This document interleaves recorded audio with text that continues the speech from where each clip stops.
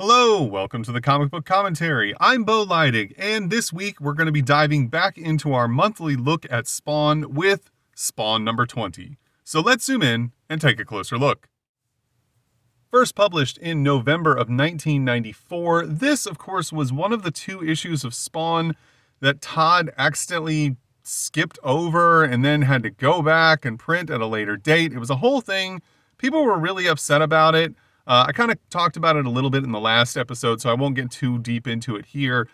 We can see on the cover, we have Spawn featured with some magic coming out of his hand, along with Harry Houdini, who, as we discovered in issue 19, is actually an interdimensional wizard, or I guess magician, more accurately. And I can't say it without laughing a little bit. It's such an absurd concept that Harry Houdini, the, world famous magician / escape artist, would also be some kind of interdimensional magician that can hop around and move through different realities. I love that this was a plot point at some point in this story.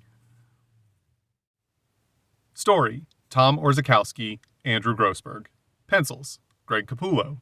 Inks: Todd McFarlane, Mark Pennington. Copy, editor, and letters: Tom Orzechowski. Color: Steve Oliff and Ollie Optics. We see here on the first page, Spawn and Houdini are flying through the air in the Rolls-Royce that Houdini created in the last issue, and Spawn seems to be questioning the logistics of this, I guess. Kind of asking, hey, how did you make this car fly? Not, hey, how did you make this car appear out of literally nothing? But Houdini responds by saying that he didn't make the car fly. He made gravity believe that the car was lighter than air using magic, and then states that magic can't be used to defy the laws of physics, and it works with the natural world, not against it.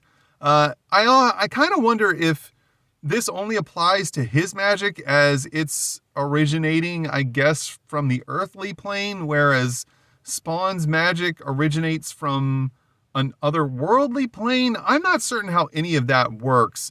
But then again, maybe I'm just thinking too deeply into that and looking too deeply into it, when I should, I guess, just be accepting the fact that Harry Houdini, the world famous escape artist and magician from the early 1900s, appeared in early 1990s New York, met up with a resurrected dead man who now has all sorts of demon hell powers, created a Rolls-Royce out of thin air, and is now making it fly as they drive through the skies of New York. Of course, the entire reason that Spawn and Houdini are flying around in this car in the first place is because they're in hot pursuit of a young man who we met in the last issue that initially tried to blow up Spawn and then later tried to blow up some other homeless people, because he just doesn't like homeless people and he wants to kill them with bombs. He's a real piece of crap. Spawn, however, believes that this kid is working for the mob or something and wants to understand what his motives are and see who his contacts are. Houdini says this, of course, doesn't really matter, and that now they know where he lives, so they can come and find him whenever they want. He also then invites Spawn to join him at the Magician's Club for some after-hours fun, and he also wants to look in on a trunk that they've been holding for him. Spawn declines and states that he's going to stake out the home and residence of the kid. Houdini says, suit yourself, and flies off in the Rolls-Royce, as Spawn takes a seat and keeps an eye on the residence. He starts to look around at all of the Skrillex writing that is in this part of New York, which is Little Ukraine, and starts to remember his time in the CIA trying to go through the language courses, and said that without the aid of Terry Fitzgerald, he would have never made it through, as this was definitely more Terry's forte than his, as Al Simmons, he was more of the brute force, special ops type of guy. When he then suddenly hears a voice that he recognizes, and it is in fact the voice of Terry Fitzgerald, who is down on the streets below questioning some of the men who have been tailing the Ukrainian scientists who are in town for the nuclear weapons conference. He talks to the men who invite him inside. Of course, this was just a ruse to get him off the streets, as the men quickly decide to start attacking Terry, beating him up, stating that he made a bad choice in coming here to try and question them. But Spawn doesn't seem to be too happy about what they're doing to his former best friend in the world of the living. We then see Spawn crash through the plate glass window at the front of the restaurant, screaming, "Leave him alone, that's my friend," as the men beating up Terry are shocked at this. The first man gets smacked under the jaw by one of Spawn's chains, as Spawn then grabs one of the other men above his head and throws him. The third man manages to get his gun out and open fire, hitting Spawn in the chest several times. This, of course, is not nearly enough to stop Spawn, as his chains then grab the third man, pulling the gun out of his hand and then smashing his face directly into the floor. With the threat neutralized, Spawn decides to grab Terry and get his friend out of harm's way. As he takes him back across the street to his car, he looks over and notices the scientist that he was hired to assassinate when he was still alive by the CIA, whose name is Volokov, I believe is how you say it, and wonders what he's doing here and how he plays into all this, and decides that he's got to dig deeper and find out how all of this is connected. We then see the Triple News Report talking about Volokov's disappearance. He, of course, was one of the scientists that is part of the Ukrainian and I guess other former Soviet state representatives who's here for the nuclear weapons conference. Surprisingly, he's only been gone, or I guess missing, as far as the public knows, for about 12 hours. And it's already made it into the news at this point, which seems really kind of impossible, especially because the CIA would have wanted to keep something like this under wraps. And of course, that's the whole reason why Terry's here in the first place. He's supposed to be tracking him down and bringing him back to the conference. Terry, of course, though, is very disoriented after being beaten by the three men who were also searching for Volokov. Spawn decides that he can't let Terry know who he is at this point, and just acts like he was a passerby who was helping someone out that he saw was being attacked. He tells Terry to, be a little more careful and watch his back. Terry, of course, still disoriented, just says, "Oh yeah, thanks for the help," and then gets into his car and calls his contact in the CIA and states that this is a much bigger problem than they anticipated it was, and that he needs some muscle down there stat. Volokov, however, has gone upstairs to talk to his friend from the Ukraine, who helped to smuggle some of Volokov's belongings into the country under the radar of U.S. Customs. They continue to talk, and Volokov tells him that his detonator device was actually damaged and he needs help to repair it. As he shuts the window, we see Spawn is hanging on the side of the building using just his chains for support, which is actually really cool. I like that this was done. He's actually got his chain here wedged underneath the windowsill, and then it comes up and supports him like its own little stoop. I thought this was a really cool way to draw him on the side of a building. Spawn realizes that something really bad is afoot, as they're talking about nuclear detonators and bombs, and then looks down to see that Terry's backup has arrived and knows that the CIA's involvement can't mean that this is good either. Back inside of the restaurant, Terry goes in with the backup, who's apparently there to just be added muscle. They look around, they ask Terry, who these guys were and what they were after. Terry says he's not sure, as they just jumped him immediately and he wasn't able to question any of them. He then tells his CIA associates they're just going to leave these guys behind, as he's okay and he's not really worried about whatever they were doing at the moment, which, again, seems kind of odd. These three dudes just randomly attacked a CIA officer and beat the living crap out of him, and then were, all beaten up by a random passerby, and Terry seems to not think that they should be at least, detained. I understand he's more worried about the potential of a nuclear bomb going off in the middle of New York City, but, you can probably assume that these guys are not someone that you would want just out in the streets of New York while you're also trying to deal with this other problem. It's at this point that Harry Houdini then returns from the Magician's Club, stating that Spawn missed out on one heck of a show, but it doesn't compare at all to the show that Houdini is taking him to, and tells him to hop in. However, Spawn then interrupts, stating that they have to get to Columbia University, that something dangerous is going on, and then Houdini says, "Oh, you must have taken a peek at the tickets that we lifted from the kid's wallet, as therefore front row center." Spawn then says, "Oh, I knew it. The kid is working for the commies." He, of course, is connecting the dots, but not quite as they really are. Meanwhile, at Columbia University, we see Terry Fitzgerald and the other members of the CIA show up and state to the man at the ticket booth that they need to get inside. The man states that the show's about to start and it's a lecture on a nuclear detonator device, but he also states that if they're not on the list, that they have to pay $6 each to get in, which I find really funny that they couldn't just flash their credentials and get in for free. However, Terry seems more upset about the fact that the lecture is about a detonating device and is very worried that things are going to get out of hand very quickly. Meanwhile, back at the radio hut that the young bomber works at, we see Volokov inside looking around in awe of all of the personal home computers that line the shelves, stating that he can't believe that America has access to this level of technology, this far surpassing anything that he had available to him in the Ukraine, especially when the Ukraine was part of the former Soviet Union.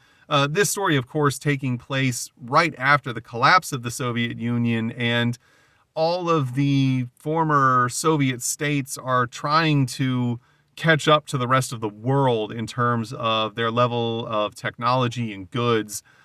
He then asks if the young man will be able to fix his detonator device. The kid says, chill out. I've done this 100 times. I know exactly what I'm doing.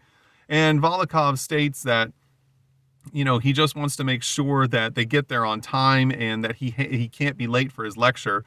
He then looks around at the shelves again and just is shocked at all of the different levels of computers, stating one brand after another: Sony, Hitachi, Yamaha, and is just shocked that, all this home electronics stuff was available to Americans at this time. Meanwhile, back at Columbia University, things are starting to heat up as the lecture is about to be underway. Inside of the auditorium, we see that Terry and the other CIA agents are hanging out near the back in the upper levels as a small group of nuclear scientists gather to hear the lecture. Of course, we see Spawn and Houdini down front, not looking conspicuous at all, with Houdini wearing a freaking cape and Spawn dressed like Kato from freaking the Green Hornet.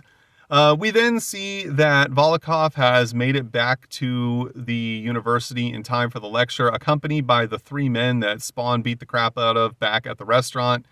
He walks up to the podium as one of the men wheels out an atomic bomb.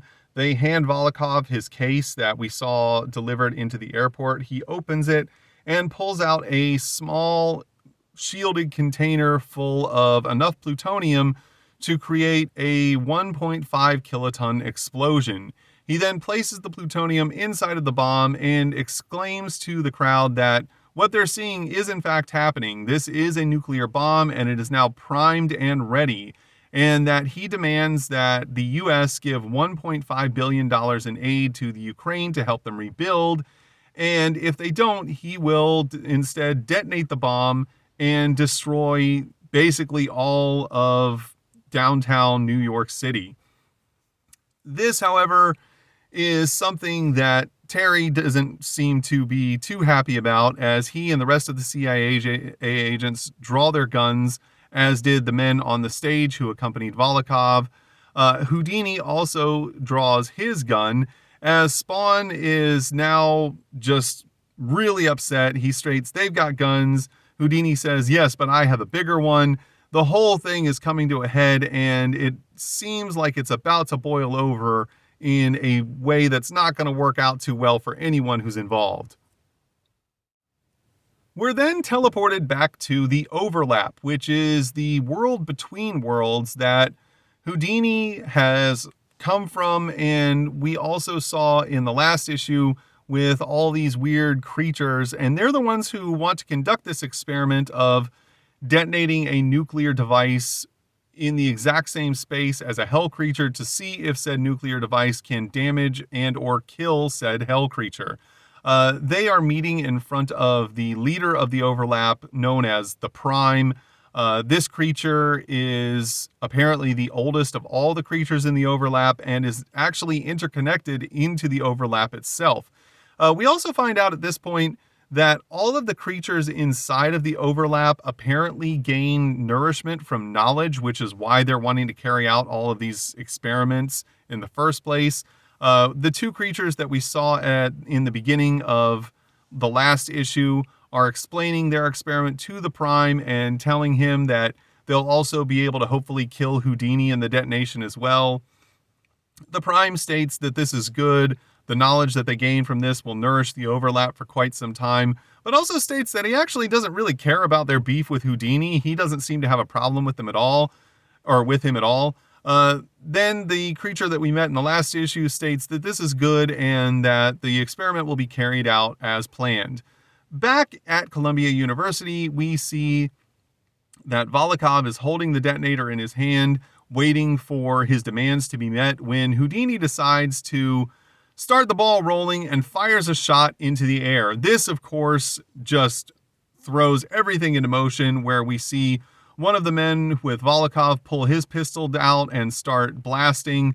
He tries to shoot Terry, who he recognized from earlier. However, Spawn jumps in front of him, shielding him from the blast, as Terry is just shocked by, once again, seeing this random stranger he doesn't recognize taking bullets for him, and also realizing that there are men shooting at him. All of the scientists in attendance then run to try and take cover as there is a gunfight breaking out in the auditorium around them. We see Volokov hit the deck trying to duck under all the gunfire, and he decides to activate the bomb. He then states to everyone, "I've activated the timer, and if you don't settle down right now, I'm going to let the explosion kill us all," as a means to try and just regain control of the situation.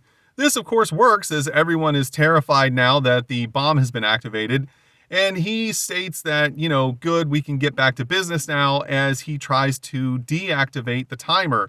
Unfortunately, the young bomber was not able to correctly repair his detonator, and it now can't shut the timer off. We see it continuing to count down with only 28 seconds, and Volokov realizes that the bomb is going to go off and they're all going to be caught in the explosion. He and everyone else try to run from the auditorium. I don't know why, as you can't be this close to a nuclear bomb when it detonates and survive. And then Houdini decides that it's time to make his exit, as he uses the interdimensional device that was given to him by the creatures in the overlap to try and make his escape. Once again, we saw in the last issue that they don't understand exactly how he's able to move in and out of different dimensions. This, of course, is a type of device that they would use, but they purposely gave him one that didn't work in hopes of catching him in the nuclear blast and killing him. Realizing that he's been had, he decides that he's going to do things differently than was originally planned.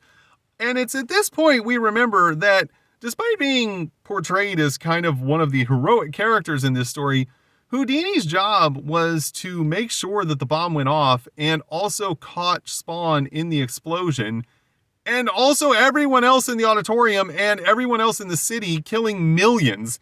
He was not at all a hero in this story. He was a villain, but he's upset now that he was being betrayed, so he decides to take matters in his own hands.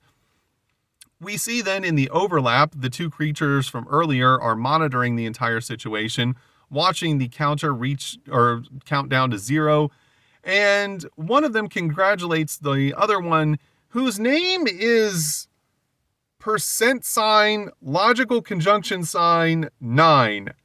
I don't know what that's supposed to be. Maybe it's just gibberish. I know if you type into a calculator, it just gives you an error message. They, of course, believe that the day is won and that their experiment is going to go off without a hitch, and that they're also going to get rid of a guy that they really despise and are just basically relishing in their victory.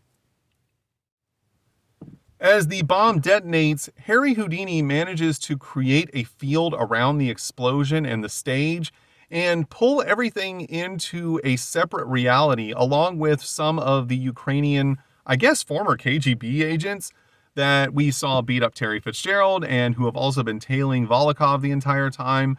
And he does this so fast with his magic that it happens at a speed that no one else in the auditorium can register, as we see Spawn continuing to fight some other people who were in attendance, probably other former KGB agents. And Houdini manages to compress all of that energy from the bomb going off and move it in a magical field all the way back to the Magician's Club into the trunk that he had stored there for all these years. Meanwhile, the rest of the auditorium has no clue of what happened. Spawn finds Houdini's cape and wonders if he was ever really there at all, as there's no other trace of him, and the stage, along with the atomic bomb, have now disappeared, leaving nothing but a burn mark in their wake. This is also something that the scientists in attendance can't fathom and have no idea how any of this took place, as they all knew they just saw an atomic bomb that was about to go off, and now there's suddenly nothing. As they begin to exit the hall and walk down the hallway, they walk by a room where they hear a noise, but they just kind of brush it off. And inside of that room was a Geiger counter. And in fact, it did make a noise, but not because of the explosion itself. It's because when Houdini trapped the atomic bomb as it exploded, he pulled so much radiation into the alternate reality that it also pulled the ambient levels of radiation from the university in with it, which brought all of the Geiger counters in this room down to absolute zero, registering no radiation at all, which is kind of a cool little touch that they put it in, that he was that effective in his magic. Later on, we get another news report from CNN still at this point, but from a different reporter who talks about how the events that took place at the hall seem to not make sense, as everyone is recounting that they saw an atomic bomb that was about to go off and then it suddenly disappeared. We see Volokov and the young bomber being taken into custody and led away by the NYPD. We also see Spawn making a very subtle exit through a presumed fire escape type of door, as he tries to keep a low profile and sneak off into the shadows. He realizes that he needs to get the car that he and Houdini left outside, but is a little upset when he comes back to find that Houdini apparently made it invisible. We see Spawn is also bleeding, presumably from a gunshot wound to the face, and he decides that he's going to try and use a trick that Houdini taught him, drawing some of his energy from his costume to make the car reappear, which he's successful in doing. He then hops in to drive it away and realizes that Houdini had the keys, so he once again decides to draw from the power of his costume and transmute the keys to the car. He does so successfully. However, this was apparently just a test from Houdini, and when Spawn passed the test, the car disappears into thin air, just the same way that it appeared in the first place, and Spawn falls to the ground in a heap, not realizing what just happened. Hours later in the Bowery, we are reintroduced to the young bomber, who, by the way, I've not stated in this episode yet that his name is Portia McNeil. He's been released from the police because they had no evidence to tie him to anything that happened that night at the lecture hall in Columbia University, and they're still not exactly sure what took place, as they have no evidence of a nuclear device ever being there, despite the fact that every witness in the building said there was a nuclear device there. He goes back into his apartment with his laundry that his mother did for him and states that he should have grabbed some food from her as well, as he's starving, but then he realizes that someone's been in his apartment. There's a loud bang that knocks him down onto the floor. However, it's not anything dangerous, as it was basically just a confetti bomb that rains paper down around him. But also with that paper is a note that falls into his hand. This note says, "Don't ever mess with me or my alley again, or the next one will take out you and the entire building with it. Signed, Spawn." This is Spawn just letting the kid know, like, hey, you've kind of gotten away with one up until this point, but if it happens again, your ass is mine. And then we get teleported to the overlap, which we can see is a smoldering pile of rubble because Houdini decided to not just take the nuclear explosion out of the earthly plane in reality, but to teleport it to the overlap as a means of getting back at all of the people who were trying to smite him. The detonation of the bomb just caused all sorts of destruction as we see the overlap creatures are burning and smoldering along with everything around them. The 3 men from the Ukraine that were teleported there, the former KGB agents, are also smoldering as the blast affected them too, but didn't kill them. They don't know what's happened or where they're at. They believe that this might be the afterlife. However, the creatures of the overlap then decide that they're going to take these men into their care and observe them and see what happens to their bodies after being exposed to that much nuclear radiation at such a close distance, and see if it mutates them or kills them or how fast their bodies degrade. And that they're also going to make these men clean up the mess that was left by the explosion, as we see 2 other overlap creatures hand them brooms and tell them to clean forever. We are then teleported to Los Angeles in the year 1916 as we see a crate wrapped in chains being pulled out of a large tank of water and lowered down onto the stage, as the chains are then removed by his assistant, who in real life would have been his wife, as she acted as his assistant throughout his entire escape artist career. We then see Houdini jump out of the crate after it's been submerged for 5 minutes with all of his shackles at the bottom, and jump in front of the crowd who are, raving in thunderous applause. They can't believe he survived. And he, of course, ever the showman, says, "Thank you, you're too kind." And also wonders if there's a way he can work the whole moving the explosion or diverted explosion gimmick into his next show. And then also smiles to himself as he knows that he's won the day and also made fools of the overlap creatures that wanted to kill him. Interestingly enough, this little lockbox underwater thing, this is kind of reminiscent of an escape trick that Houdini actually did in his real act that was called the overboard box escape. That was when a crate that was sealed shut and with him inside of it, shackled up and with weights attached to it, was dropped off of a boat, and he had to try and escape it before he ran out of air. He could usually do it in a minute or less, leaving nothing but the shackles inside of the crate, which, as we see here, that was done illustrating this. This isn't exactly that. This is actually more of a combination between that trick and his Chinese water torture escape. But it was kind of cool that, they used this as kind of a pseudo references to something he actually did. At least that's what I think. It could have been that they just made something up and was like, yeah, this seems like something that Harry Houdini would do. We then move over to the page where Todd explains exactly how you were supposed to read issues 1 through 19, then number 20, then 21 through 25, which you would have already had because of the printing error. And that's how the whole story is supposed to work in order to make sense. 3 issues in 3 weeks. And, this was just him trying to play damage control for the mistake of printing this stuff out of issue. And it says, "Thanks, Todd. All of this happened because," as we see on the next page, apparently Todd can't count, as we see Todd going over the numbers in the wrong order, saying, "I think that's it," as Spawn hangs over his shoulder, calling him a buffoon and telling him to get it right.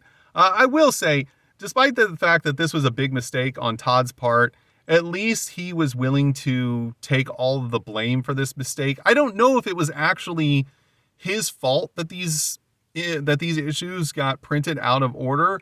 But seeing as how, this was his book and it's creator owned and he's the guy at the top of the food chain calling all the shots, he just said, "Hey, I'm going to take the fall for this mistake and put it all on me." I thought that was actually kind of big of him. The next page, we see Image info, the same old, just telling us about upcoming Image books and what's going on at the company. Nothing special here. We then see an advertisement for the Image Fan Club. I don't know if this fan club still exists, but if you joined it at this point, you got this pretty cool t-shirt along with your membership. That's pretty awesome. And we then see an advertisement for Todd Toys, which, as we all know now in the future, is called McFarlane Toys. But this was the original name, and these were some of the original figures that were put out by that company. Pretty cool that Todd would actually, be able to not only create a toy company, basically from scratch, but that toy company also still exists 30 years later and is so successful at this point that he's now got the contract to make all of the toys, well, not all, but all of the action figures for DC, as well as the stuff for Spawn. That's actually pretty neat. We then reach the spawning ground, which is the letter section of the book. Most of these letters don't really mean that much. It's a lot of the same old, except for one, where one of the readers writes in and states that he noticed that Todd seems to use a lot of players' names from the NHL, and he wonders if this is just coincidence or if Todd's doing it on purpose.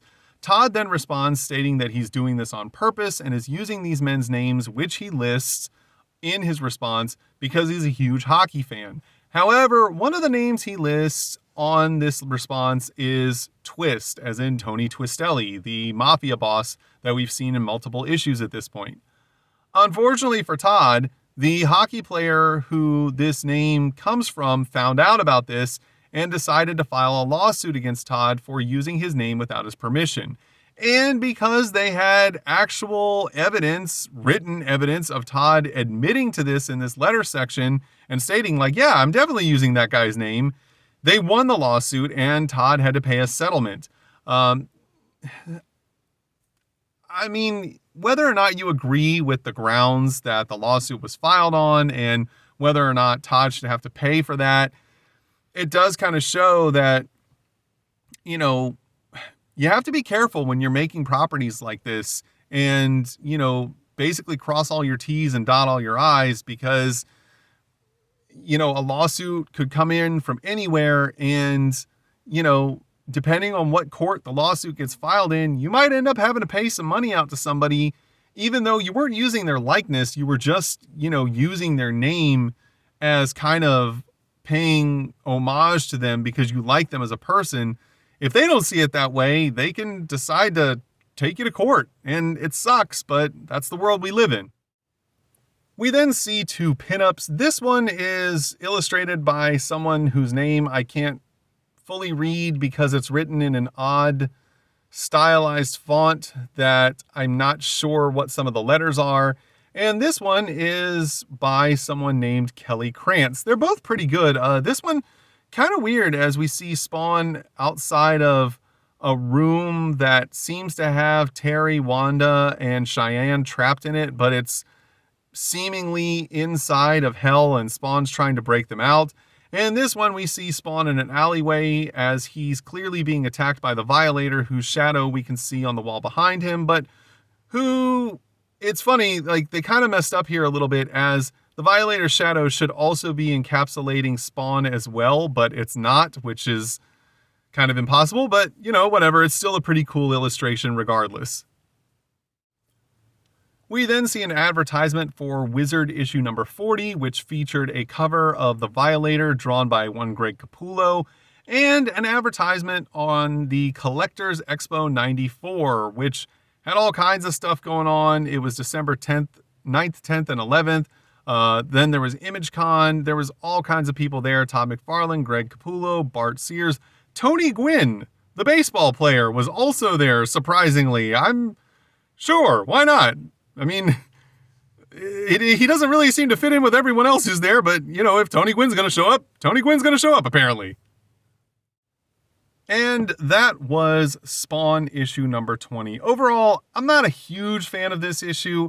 The whole idea of Harry Houdini being this interdimensional and also apparently time-traveling magician who is working against Spawn, but with Spawn, and, the whole nuclear bomb scare and that type of thing, it just feels kind of rushed and like it doesn't seem to meld very well with the overall story that we've had up until this point. Also, some of the story points that are happening in this issue feel a little bit convoluted, and some of the storyboards were kind of difficult to follow in places. It felt like filler. That's not to say that they don't ever go back to use any of the plot points that were brought up in these two issues. It's just that, they just don't feel like they really fit into the rest of the Spawn narrative all that well. But then again, those are just my opinions. Your opinions may vary, and perhaps issues number 19 and 20 were your favorite issues of Spawn of all time.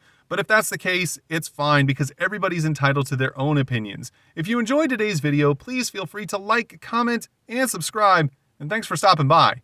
Have a great day.